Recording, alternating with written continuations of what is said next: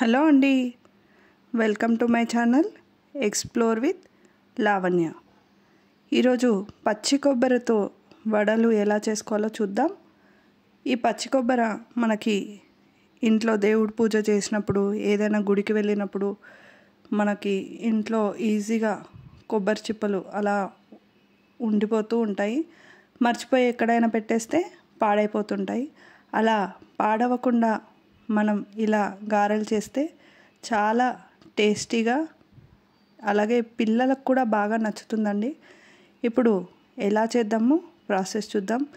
ఇది 2 రకాలుగా చేసుకోవచ్చు. ఒకటి పచ్చికారం యూస్ చేసి, అలాగే ఎండుకారం యూస్ చేసి.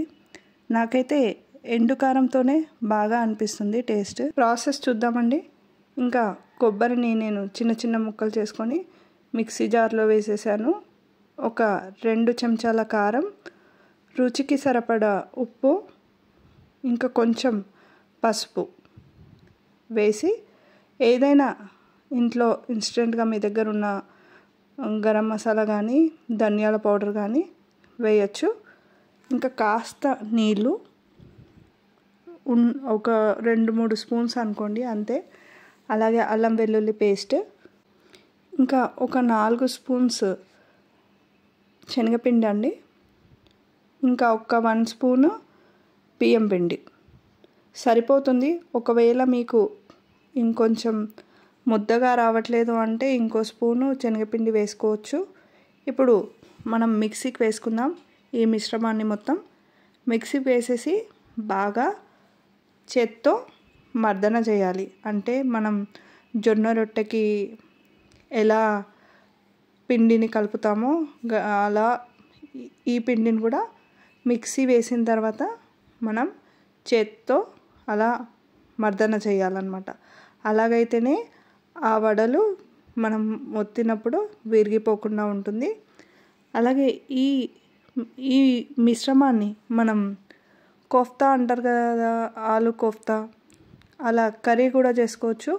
ఇలా రౌండ్ బాల్స్ చేసుకొని మనం ఆవిరిపైన, స్టీమ్ అంటారు కదా, ఆవిరిపైన ఉడికించుకొని మనం గ్రేవీ ప్రిపేర్ చేసుకొని అందులో ఈ ముద్దలు, ఈ ఆవిరిపైన ఉడికించుకున్న ముద్దలు వేసుకుంటే కర్రీ అయిపోతుందండి. అది కూడా టేస్ట్ బాగుంటుంది. నేను ఇంకోసారి ఆ రెసిపీ కూడా చూపిస్తాను. ఇంకా ఆయిల్ పెట్టేసుకొని వేడి చేసుకోవడమే. ఇంకా నేనైతే పూరి ప్రెషర్ వాడుతున్నానండి. లేదు అంటే డైరెక్ట్ చేత్తో కూడా వేయచ్చు. ఇలా అయితే మనం ఎక్కువ సన్నగా నొక్కుకోవద్దనమాట, కొంచెం లావుగానే ఉండాలి. మళ్ళీ ఇవి వేగడానికి ఎక్కువ టైం పట్టదు.